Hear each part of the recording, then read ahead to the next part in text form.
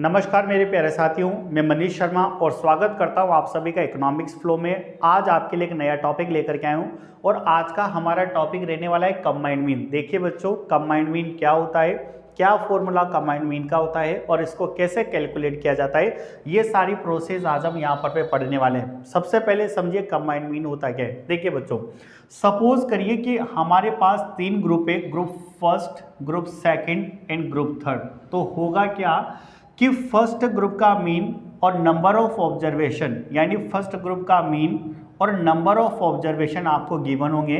Same information आपको second group की मिलेगी, ठीक है, यानी सेकंड ग्रुप का भी मीन और नंबर ऑफ ऑब्जर्वेशन, और सेम इंफॉर्मेशन आपको थर्ड ग्रुप की मिलेगी जिसमें मीन और नंबर ऑफ ऑब्जर्वेशन गिवन होंगे। अब देखिए बच्चों, आपको पता है मीन का रिप्रेजेंटेटिव x बार होता है, तो हम फर्स्ट ग्रुप का मीन उसको बोलेंगे x1 बार और इसके नंबर ऑफ ऑब्जर्वेशन को बोलेंगे n1। सेकंड ग्रुप के मीन को बोलेंगे x2 बार और इसके नंबर ऑफ ऑब्जर्वेशन को n2, as well as third वाले मीन को x3 बार और नंबर ऑफ ऑब्जर्वेशन n3। अब है क्या कि तीनों ग्रुप का स्पेशल आपको मीन गिवन है x1 बार, x2 बार, x3 बार, और तीनों ग्रुप के आपको नंबर ऑफ ऑब्जर्वेशन भी गिवन है n1, n2 और n3। अब एग्जामिनर बोलता है कि इन तीनों ग्रुप का एक साथ आपको मीन कैलकुलेट करना है, यानी सिंगल मीन कैलकुलेट करना है जो इन तीनों को रिप्रेजेंट कर दे, तो उसे कहा जाएगा कंबाइंड मीन। अब देखिए बच्चों, कंबाइंड मीन का किस तरीके से फॉर्मूला होता है। हमारे पास यहाँ पर पे तीन ग्रुप है, तो कंबाइंड मीन x 1 2 3 इन तीनों का कैलकुलेट करना है। कैसे कैलकुलेट होगा, फर्स्ट ग्रुप का मीन यानी x1 bar into n1 plus second group का मीन यानी x2 bar into n2 plus third group का मीन यानी x3 bar into n3 divided by n1 plus n2 plus n3। तो प्यारे बच्चों, इस तरीके से हम कंबाइंड मीन के क्वेश्चन को सॉल्व कर सकते हैं। एक एग्जांपल लेते हैं कि सपोज करिए आपके पास दो ग्रुप गिवन है, एक हमारे पास ग्रुप फर्स्ट है और एक हमारे पास ग्रुप सेकंड है, जिनका हमें मीन भी गिवन है और जिनके हमें नंबर भी गिवन है। यानी फर्स्ट ग्रुप का मीन सपोज करिए 10 गिवन है एंड सेकंड ग्रुप का मीन हमें 20 गिवन है, as well as first group का नंबर हमें गिवन है यहाँ पर पे 5 और सेकंड ग्रुप का नंबर गिवन है हमें 10।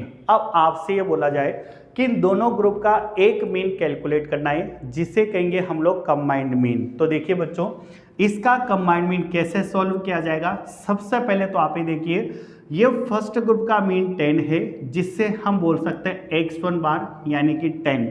उसके बाद सेकंड ग्रुप का मीन 20 है, जिसको हम बोल सकते हैं x2 बार यानी कि 20। नंबर्स की बात करें तो फर्स्ट ग्रुप का नंबर आपके पास 5 है, यानी कि हम बोल सकते हैं n1 इक्वल टू 5, और सेकंड ग्रुप का नंबर आपके पास 10 है, यानी कि हम बोल सकते हैं n2 इक्वल टू 10।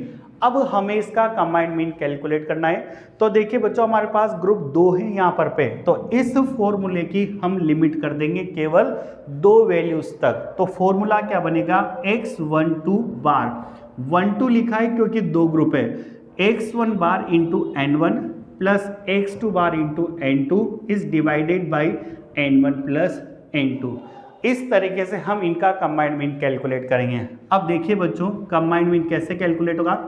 x1 बार 10 है, n1 हमारे पास 5 है, यानी 10 इंटू 5 प्लस x2 बार हमारे पास 20 है और n2 हमारे पास 10 है, यानी 20 into 10 divided by n1 plus n2 यानी 5 प्लस 10। तो देखिए बच्चों, कैलकुलेशन पार्ट है, हम कर सकते हैं 10 इंटू 5 50 होता है, 20 इंटू 10 200 होगा और 5 प्लस 10 कितना होगा 15। अब बच्चों इनका सम करेंगे तो हमारे पास आएगा x12 बार इक्वल टू 250 डिवाइडेड बाई 15। इसको डिवाइड करके आप आंसर कैलकुलेट कर सकते हो। तो बच्चों, ये आज का टॉपिक था आपका कंबाइंड मीन। अब इसमें आपको करना क्या है, जरूरी नहीं है एग्जामिनर आपसे यहाँ पर कंबाइंड मीन की कैलकुलेशन पूछे।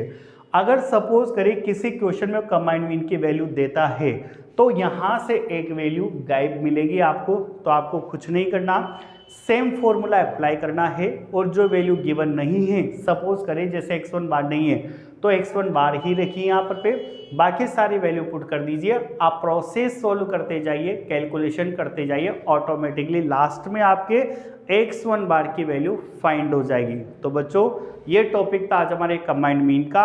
हमारे यूट्यूब चैनल पे इसी तरीके से बने रहिए और भी कई सारे नई वीडियोस आपको टाइम टू टाइम रेगुलर मिलते रहेंगे।